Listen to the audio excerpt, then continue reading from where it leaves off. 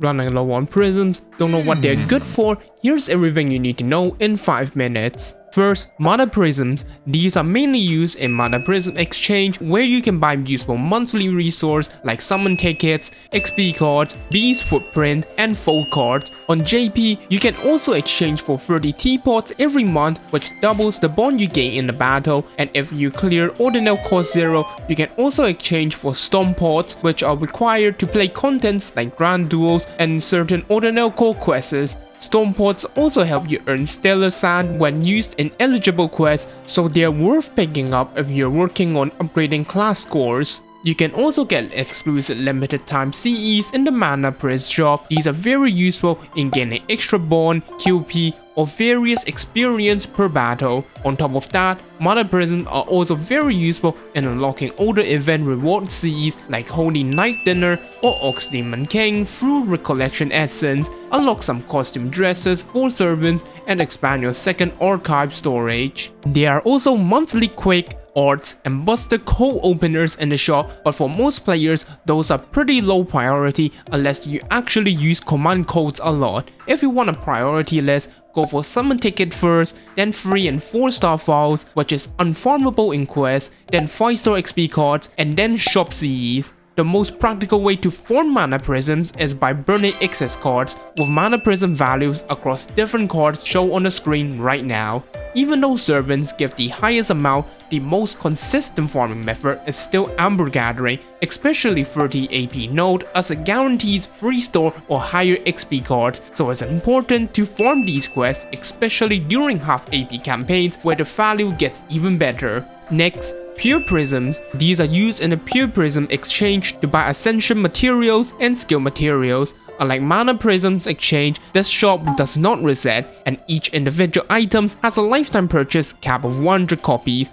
A very important thing to know is that the shop only shows material tied to the main story chapter you already reach, so if you haven't progressed far enough yet, some newer materials simply won't appear in the shop. Unfortunately, Pure Prisms themselves are not farmable. You mainly get them from clearing main story quests and ascending servants. Because of that, you want to treat them as a backup resource. In most cases, it's smarter to save them for materials with horrible drop rates, especially some gold materials, instead of spending them on common bronze or silver materials that you can farm more easily. Lastly, Rare Prisms. In the Rare Prism exchange, you can unlock valuable monthly resources like Crystallized Lore, Chaldean Visionary Flames, Beast Footprint, and 4-star files in the shop. You can also unlock older craft essence into Mana Prism shops like Chaldea Lunchtime or Mona Lisa, plus higher rarity command codes, mystic codes, older limit time quests, costume dress from dressmaking. A lot of those unlocks can later become free if you clear the corresponding main story requirement, so do check before spending Rare Prism to unlock them. There are also a few things in the Rare Prism shops that normal people usually shouldn't prioritize, especially things like monthly friend points and code removers, since most people just don't run out of those often enough to make them worth the cost. The most direct way to get Rare Prisms is by burning summon 4 stars and 5-star servants. This also means welfare servants do not get Rare Prisms when burned. For most players though, the more realistic route is from final ascending certain welfare and friend point 4-star servants. With the evocation leaf exchange, older welfare servants can be obtained again, which helps a lot with getting those extra Rare Prisms. You can also get Rare Prisms from completing limited time extra missions and lock-in bonuses, so make sure to log in per day to get those Rare Prisms. So in simple terms, Mana Prisms are your everyday currency for monthly shop rewards and CE unlocks. Pure Prisms are your limited backup for material,